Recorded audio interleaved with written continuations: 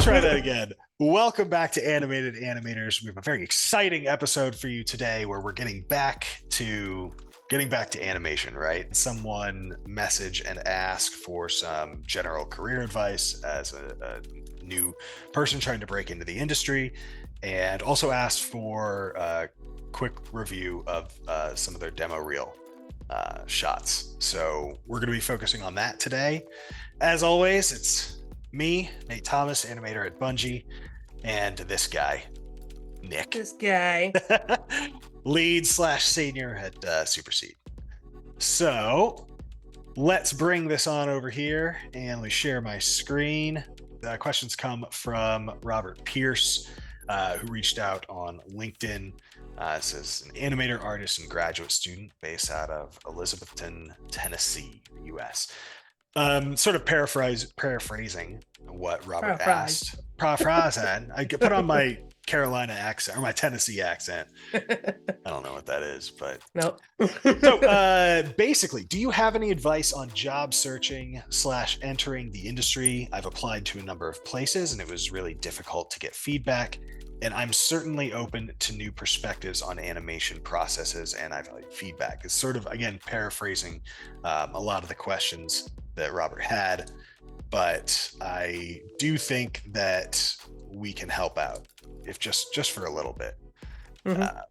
So, Nick, why don't you go first? You want to tackle real stuff first? Sure, let's do it. At this point, I'm going to insert the whole reel. When you come back, you can take a look at, when we're going to dive into these specific shots, starting now.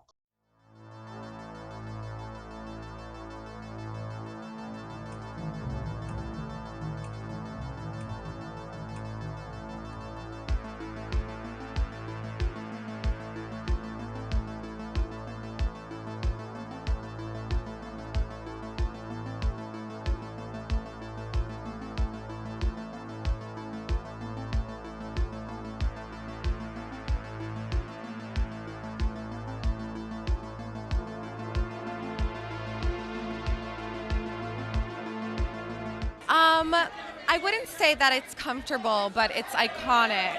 So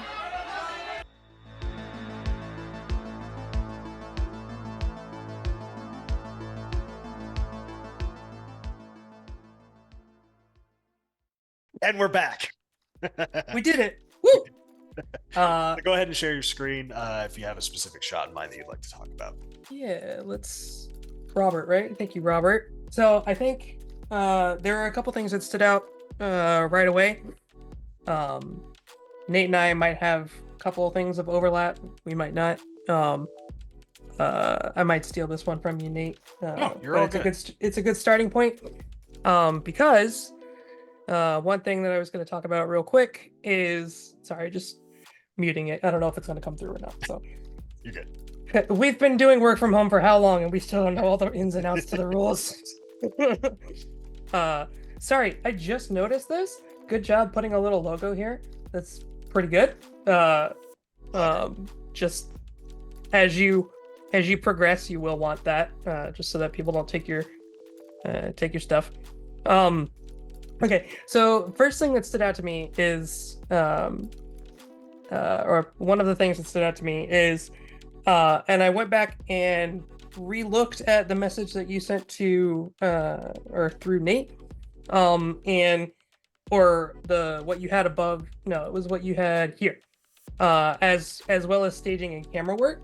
So something that caught my eye is this shot right here. It actually, like, in terms of it's definitely more simple, animation wise, but that kind of actually helps it, in terms of the animation itself, kind of stand out as one of the stronger pieces on your reel. And again, yes, it's quote unquote just cars, but you're absolutely going to have shots like these in your actual day-to-day working life. So hands down, stuff like this is great. And a couple things that are really nice. The car shake right here feels really good, because a car would kind of shake and overlap like that. And like, oh, that was another one. Right here, car feels great. little details about how things aren't perfect, because nothing in life is perfect. So there's going to be a little bit of over shaking or over correcting in your day-to-day life, actually doing movements. And that can come through even on vehicles like this. Another point that this sequence brings up, though, is in terms of making a reel itself, I think if you, at least in my head, the staging, or not staging, the camera and layout is typically a separate department from animation. So in terms of making reels, you would want separate reels for that. So you would have one that would be staging, or not staging, I keep saying that, that would be your camera work and layout itself, versus shots that are focusing on animation. Or the reel as a whole, focusing on that. It's definitely, I think Nate might touch on this, but it definitely helps your, your marketability, being able to do, like, wear multiple hats, and it definitely helps to show it. But there's potential, once you have enough shots, I think it would be better to separate those out into two separate reels. The other shot that will stand out the most to me, and I'm sorry, again, I'm going to choose the lip sync because I am a deaf animator. So as I was looking at this one, there were a couple things that stood out to me. Some of the mouth shapes still aren't working for me. One of the kind of tells that I go through when doing dialogue is, once you, obviously, by the time you're going to animate your shot, you've memorized your dialogue at that point. Can you play the shot without audio and still see the words?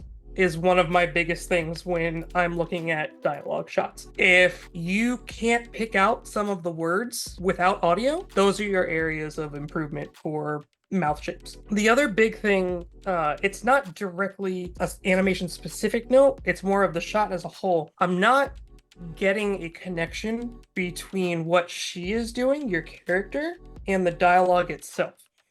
Meaning, I'm not understanding how the two are supposed to play together. I'm missing the character's thought process a little bit, where she's giving, I don't remember the dialogue off the top of my head. I'm going to play it real fast. I wouldn't say that it's comfortable, but it's iconic. So I get the impression that she's definitely more confident based off of the dialogue itself. The only way that personally comes across is in this final move here. So it feels like she's showing confidence only at the end of the shot. I'm not sure what the it's iconic is supposed to refer to. So when choosing a dialogue like this, it helps to have the character acting in a way where you're adding to the dialogue. You want the two to work together. And right now, because I don't know what the dialogue is referring to, because it's just this shot, it's just this audio piece by itself with nothing before or after it, it's really hard for me to kind of get a grasp for who she is on screen. Like I'm not getting anything outside of this audio from your shot. So when going to do a dialogue or acting shot, it sounds vaguely counterintuitive at first, until you start doing it and really understand. But you should do maybe not a deep dive, that might be too much, but for shots like this, you should really do a mild exploration of your character separate from the audio that you're animating. Because each person individually, Nate and I have had different experiences in life. We are going to deliver audio, we're going to act differently in every instance. We're never going to do things the same way. Past experiences are going to influence how you go throughout your life. So in this case, what did she do that makes her so confident? What is iconic? And how does that come across in your character's acting? Is what I would be looking for in a dialogue piece like this. Because it's about the dialogue itself, yes, but it's also acting. So it is, what is the character doing? Again, that kind of plays into the dialogue. So you definitely want to pick, you want to make sure that your acting choices enhance the impression that you have in your head of the character. And I think that that's where this one is lacking a little bit for me. Yeah, we are actors. You know, that is really what the job is, besides the technical aspects of it. So, and it's one of the things that I'm going to talk about too, and I have a couple of different notes for this reel, which is about using reference and just how much reference was used in the creation of this, and how was it used in the creation of this. Okay, so yeah, I would like to talk, because Nick and I have different, what would you say, different sort of specialties, or just different work histories, what we focus on. So I would trust Nick to talk about lip sync and acting animation quite a bit more than I would myself. So I'm gonna talk about a couple of different shots. Well, I have a real specific notes about the actual animation, but I also have sort of a generalized note about the reel itself. So I want to do that first. And I wrote down my thoughts so I don't lose sight of this. Disregarding anything about the quality of the animation and you know, the technical aspects of it, what is, and this isn't a trick question, it's a genuine question to you, Robert. What kind of goal do you have? What type of job are you looking to get out of this? And if you don't know the answer, there's quite a few varieties. So if you're thinking about, you said your LinkedIn says I think character animator. So that can be a lot of different things. Are you focused on video games?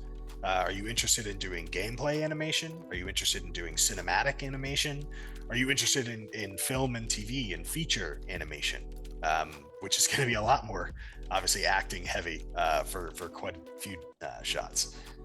So I think understanding what your goals are will help you craft a better reel.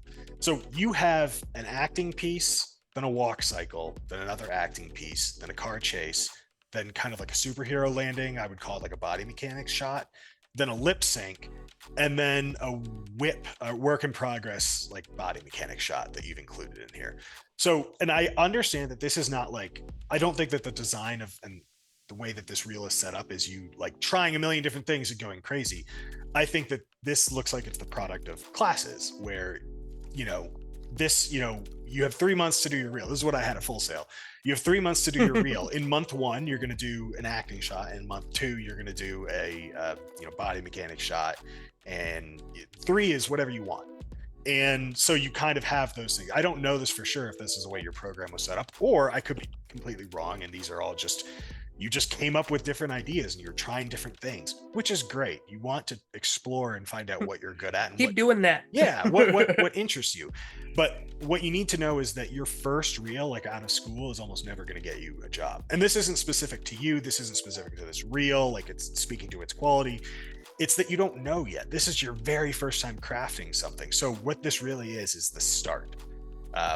From here, you're going to decide, well, these are the kind of shots I like doing the most. Or from here, you're going to say, I could use this one for a gameplay reel. I could use this one for a cinematics reel, which is another point that I have, which is craft reels for specific roles. I don't mean for specific like job applications. I mean, when you have a ton of work behind you, maybe you can do that if you have like a backlog of 50 shots. But you're going to say, here's my reel for cinematics, here's my reel for gameplay, here's my reel for feature. And there might be some overlap between those, you know, it's not like that's impossible or something, but they're going to want to see things that are specific to the job that they're posting. So what you have here is your beginning, and from here you're going to start creating new pieces because you've learned more and you're better now. You're better than you were a month ago, and you're going to keep cranking out shots. It's one of those things where, and asking for feedback lets me know that you're ready with that. You're ready for that. You're okay with that. So that's why I feel comfortable telling you that. But so that's sort of the broad strokes thing on this reel. I think for specifics, I'm going to share my screen too. All right. Are we seeing it? You're good, brother. Good. Okay. So this is your walk cycle. Because I work in games, I have some feature background, but it's been years. So I'm focusing on stuff that's a little bit more gameplay oriented. I would say that to me, it's a pretty strong start. I think that this has, for a lot of like beginner reels, the walk cycles look pretty bad. And don't get it wrong, walk cycles are insanely hard because the human eye knows what walking looks like and can immediately tell when something is off. So I think you're off to a strong start here. If I could in like 2 minutes give you 2 notes that would make it stronger, it'd be this. Number one, similar to what Nick was saying, like it's not necessarily like who is this character? Maybe you're just working on the body mechanics of this, but did you film yourself and do you have reference for this action? Because there's a couple of things that I'm noticing that are missing or that just feel a little bit off that I think would really help this out. Number one is and I hope that the playback quality is okay because I have no idea what the playback quality is. So I'm trying to scrub through it. Number one is the hands and the arms and the connection to the body. You have up and down and you have overlap. And I think that you understand how those things work, but they don't feel connected to the body. They feel like they're just sort of offset. It feels like there is left and right and up and down. And there is even angles changing in the front of the gun and the back. But we're missing a little bit of connection to the shoulders and to the body itself. I'm going to stop sharing. I have the blurred background. So I have my golf club here, my putter, because I'm an insane person and I take breaks from work by putting. But if I'm just walking along, let's see, can you still see me? Yeah. Let's see, well, we have kind of like a ready position here. It's not like aimed down sights or anything like that. It's just ready.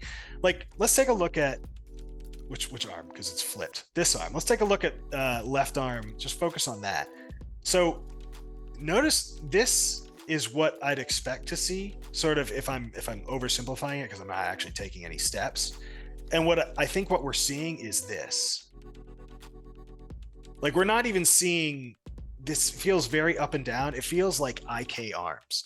And that means that like you're using IK on it. And I would highly suggest that you start out using FK arms and make it work perfectly with FK, which is going to be hard. It's not going to be easy. And I know you're already saying, how the hell do I get the hand to stick onto the front end of the gun? Welcome to the crew, because there's a million lessons that'll teach you how to do this, but it's one of the first hurdles that you get through. Anyway, that's part of it. I will also, let me share my screen again. I will also note that I don't see, if you track the belt buckle here and just the overall center of gravity, there is no rotation. I don't see anything in the chest. I don't see anything in the hips. I don't see anything in a few different axes. So I don't see the hips going up or down, rotating to catch the weight of the step. I don't see any, trying to remember the, I think I already messed up the axes color. I don't see any rotation side to side. So when you take a step forward, when this foot comes forward, we're going to be facing this way in the hips. And when this foot comes forward, we're going to be facing, this is a tough one to draw, this way in the hips. And the opposite goes for the chest. Now, I feel like you have probably gone over this stuff in your classes. So you just need to make sure that maybe you put them in there and you tone them down, or it was overcomplicating things. And they need to be in there because that's something that immediately catches my eye. And the other one that I want to take a look at really quickly was your hero landing shot. Share my screen again. Let's go to this one. I'm just gonna hit play here. So this is, I would just call this a body mechanics shot. And right now we are landing in the pose pretty much already. So we don't have any sort of feet sliding out, like catching the weight and then sliding out. Actually, we don't have a lot of weight at all. So what we have here is extremely even spacing. And then let's track the feet on the frame before contact and on contact. This is the same as this. And in order to create the correct spacing, you need to, again, everything is a bouncing ball, right? The spacing needs to be bigger. And so you feel the impact more. So that's the easiest way I can describe it. And they wouldn't be, you wouldn't have the legs out like this the entire way down. What I was referring to earlier was having some sort of different pose. Terrible draw over. Legs that when they make contact, we feel them go out and we feel the character catch that weight. Let me undo 14 different drawings. And as we go forward, we can also see that like there's quite a few things that have that issue. Your torso is pretty much in this shape from the beginning and it holds onto it. Now you have a little bit, you clearly understand like there needs to be some overlap. And I can see that you're starting to do that, which is great. But it doesn't feel, again, if you have reference for this, if you filmed yourself in your living room landing like this, I don't know that you could tell me that that's what you would end up with here. Because this is, it feels like a lot has been stripped out from it. So if I had one specific note for the entire thing, it'd be like, make sure that you have reference for the next time you do this, and that you are totally allowed to copy that almost frame for frame, because that's how you learn. I think a lot of people shy away from that. It also seems pretty difficult and time consuming, and that is how it works. Unfortunately, it is difficult and time consuming. Last note animation is not a short no, career. You're going to be wearing it for a long time. Last note for this one is that it is maybe, I don't know, I can't do math, 12 frames of just dead, nothing happening. So make sure we don't do that. You're going to want to keep the visual interest going. But again, overall, I don't want this to come across like it's harsh or anything like that. This is your first reel and you're trying we to are not ragging on you at all. And I think Nick we'll talk about this at some point too, but feedback is like, this is not disassociating. Separating yourself from the feedback that you get is part of it. Every day, Nick and I go into work and either get or give feedback, and you have to understand it's a job. It is not, and it's a subjective job. So you're not going to get it right every time. And it's important to remember that it's not you, it's not personal. You're not bad at it. It's your first time doing it. It's pretty good for your first time doing it. Let me piggyback off of that real quick. Yeah. Another way to look at this is you could be you've worked 5 years at a job. You are cream of the crop at that studio. You go to another studio and the style slightly changes. You have to relearn that. Each style you animate slightly differently. So even if you've been doing this for a long time, at the beginning of a new project, every time you get a new project, you have to go through this learning curve again, as you are either finding, depending on where you are in the process of making whatever it is, if you're finding the character, you're going to be doing a lot of exercises trying to figure out how that character moves. If you're coming onto a project where the character's already established, you personally have to learn that character's movements. That is something you go through every time you get a new character or project. So this exact feeling and moment of what Nate's talking about happens regardless of what your level is every time you go to a new project. Yeah. Or character or studio or XYZ. Like, and their quality of animation is only part of getting the job. If you can demonstrate the fact that you are willing to and understand that you need to learn that kind of stuff going to a different role, that will show up in the interview process and the notes that they take and the shots that you choose to put and animate on your reel. Exactly. So moving on outside of the I guess we'll sum it up really quick first. So we both had specific notes that you could probably go back through for the shots themselves. But I think the broad overarching thing is you need to start making conscious decisions about what type of reel you're going to have. This isn't to say that you've made a mistake. I think you're just doing what you've been doing in classes and you need to get something out the door. And now is the time when you start crafting a reel for a specific purpose. You've shown that you have a grasp of animation, and now you need to start cranking out the shots, which is I was going to say one of my biggest things that I didn't already touch on would be just to keep doing more and more.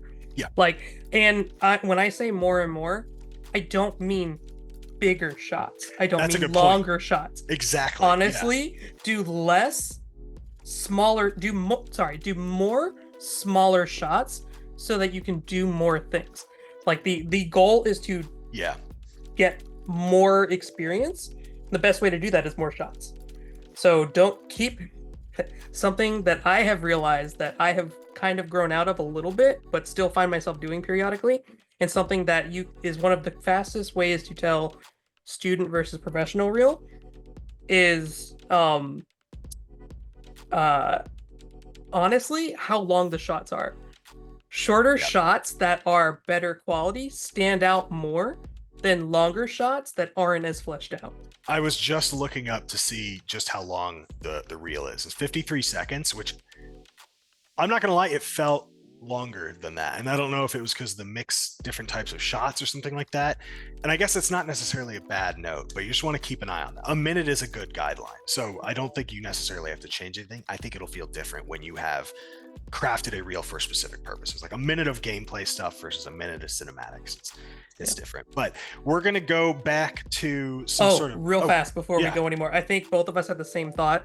Be very careful / potentially steer away from putting whip shots on a reel. Yeah, I forgot to say that. Neither of us said anything, so I want to make sure that we don't do that. It's not because it's like terrible or something like that, but it still needs work, and you don't want to show unfinished work at all. Recruiters or the evaluators are always going to remember. You've probably heard this before already, but they will remember, and what will stick with them is the worst shot on your reel. Yeah. If that shot is clearly an unfinished work, that's going to stand out more sometimes than your finished polished pieces. Yeah. So it's better just to like not muddy the waters, if you will, with a whip shot. And you just reminded me, yeah, we're going over, but it's fine. Last thing is the car chase scene is heavily rendered and lit, and there's a lot of stuff going on. And based on the other shots that are in this reel, the play blasts and some of the lighting that's in them and all this other stuff, you need to designate if there's other work that has gone into this that is not yours necessarily, or if there's like multiple people. Like it can be a group project, or it could be from another. If you're responsible for the animation, the VFX, the lighting, the rigging, like I would put that on I would have a little bit of text in the corner that says I'm responsible for all this. If you're not, you need to be like, I'm responsible for animation on this car only, or something like that. It's a small, minor, almost clerical note, but it's a really good habit to get into at this point, because you could have surrounding shots and all of a sudden you're including them and you didn't do them. Also, you don't want to get hired for things that you don't want to get into doing. Yeah. We saw you know how to fully lay out a scene and render it, and you're just like, you don't want to say no. But so we're going to move on to sort of general industry advice. So Nick, I'm going to throw this to you. What are you telling Robert? Yeah, what are you telling Robert at this point as sort of general career advice and getting into the industry? My best, the thing that stands out to me is I am getting the impression that you want to do this and get into it. So apart from doing more just to get into the industry, like just more work yourself, is to start kind of making connections. You made a point about it was hard to get feedback based off of the timing and the strikes and everything. Granted, I kind of would throw out recruiters aren't typically the best places to get feedback, I have found, because typically when you're applying through a system, you're only getting to a recruiter at first. That person isn't necessarily going to be potentially an animator. Smaller studios, bigger studios, it's different. But that person might not be an animator, and they might just be looking at initial thoughts and your resume to see if they will push you on through to an animator that will evaluate your work. So I think making connections to people in the industry, or just following people that you can study from, is one of your best ways to go about it. And I know we've hinted about this before, but I want to stress that making connections is twofold. One, you're in a degree program. The people that you are in the program with, if they stay in the field, are going to be honestly some of your best connections. Because I got my first job through somebody I went to college with. We were friends, and he was at a studio and he was like, "Hey, we need an animator. Your reel has improved. Do you want me to put your name in?" I was like, "Yes, please. Put me in, coach. Let's go." And that was how I got my first job, was through a friend's recommendation. So that is one part of it. Like don't burn bridges with the people you're in class with, because it's a small industry. You'll hear it over and over. But two, if you are going to reach out to somebody uh on LinkedIn or Twitter or whatever, there is a preferred way to do it, honestly. Um, don't don't come out and ask for, hey, this is my reel, can you give me feedback? I I don't It's not as well received, honestly. Actually take the time to write a little blurb or introduce yourself. Side Would note, be just one. to interject, you did that, which is why we're taking the time, because you Yes, did it very well. yes. So just make sure to keep Don't doing lose it. that. Don't lose that. It's a good point for us to bring up and rehash regularly, honestly. But like the way that you did it, where it reached out, hey, this is where I'm at. I'm looking to get into the industry. If you have time or the wherewithal, I would appreciate feedback. It's okay if you can't. I just wanted to reach out. That kind of thing. Now granted, not everybody's going to respond to you, and that is okay. We're just built different, we're just that good. He's built way different than I am, let's be real. Also, just don't get frustrated. Just It's animation. It's iterative in every way, shape, and form and facet of the industry. Just keep at it. Don't get down. Don't wallow. Would be my. I don't know if that's the correct answer that you're looking for, but it's been my doing answer. this for 8 years now professionally, and I get body mechanic notes all the time. You just miss stuff. It never Always stops. get it, You or will it never stop changes. getting feedback. That is, there is no version of this where you're like just crushed it, nailed it on the first try. Unless you're like Richard notes. Lico, I'm gonna name drop him again. Unless you're like him. That actually kind of that leads me a little bit to my sort of advice for you. I would say, again, I'm biased towards gameplay stuff, and I am biased towards it not just because I think it's fun and I'm interested in it, but I think that there's a lot of people in the world who can animate. And I think that there's less people who understand how that animation works in the context of games and like in-engine and stuff like that. Yes. I can actively tell you right now, Robert / anybody listening, I do gameplay animation. I don't know how to implement it. Nate is technically more marketable because of that. But the good news is that's not something that you have to have work experience in. That is something that you can learn on your own. And again, I don't know the specifics of your program. I think you told me that you had graduated with this degree and now you're in your master's for it. I would, if your program does not go over this, there's a few resources that I'm going to point out that are free that you could look into, but I would also look at some paid courses that are not that expensive. If you do something like an animation mentor, I think that I didn't do it myself, but I know that they have gameplay programs. But I would also look at like Richard Lico's course on animation. It's not necessarily an implementation, it's a space switching course, but it is about being a more technically proficient and different kind of animator. And it's just an example of a resource outside of your normal classes that you could do for, compared to the cost of school, relatively cheap. I'm gonna share my screen again really quick because there's just a few things, and I'll have the links in the description. But I think that these are a couple of just examples of some really good freebies. So the first one, let's go through this person's name. Oh, it's covering up with the there it is. Slava Borovic on Twitter. This is something I bookmarked a long time ago, at Borovic Motion. Posted this, which is I wrote a detailed breakdown of my locomotion in Unreal Engine. There's info about the state machines, animation blueprints, blend spaces.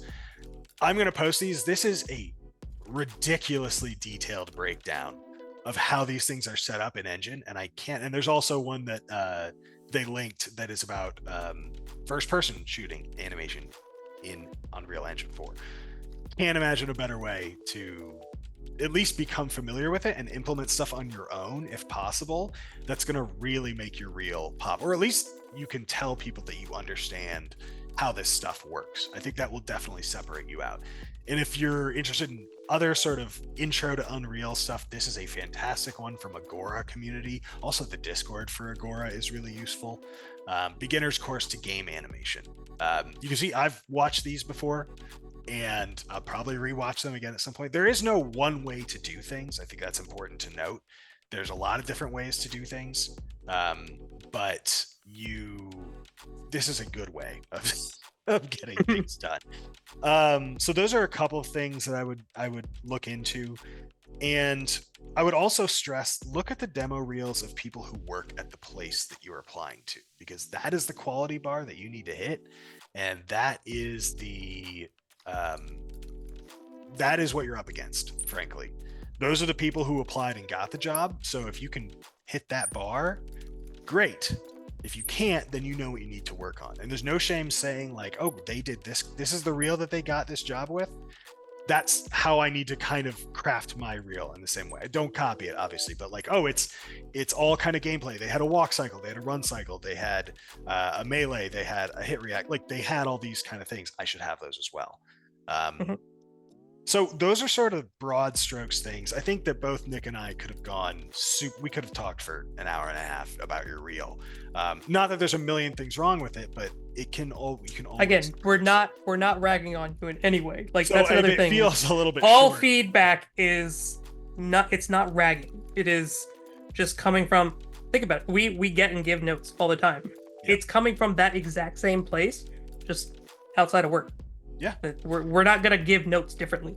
But honestly, reaching out like this and asking us, oh, look at the timing, we have less than a minute.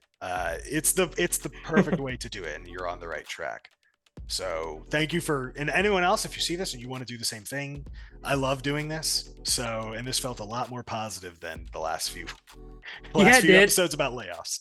I want to say, if your program, good luck. Yeah. Godspeed. Have fun. Keep animating. And thanks for listening to Keep in touch. Animators.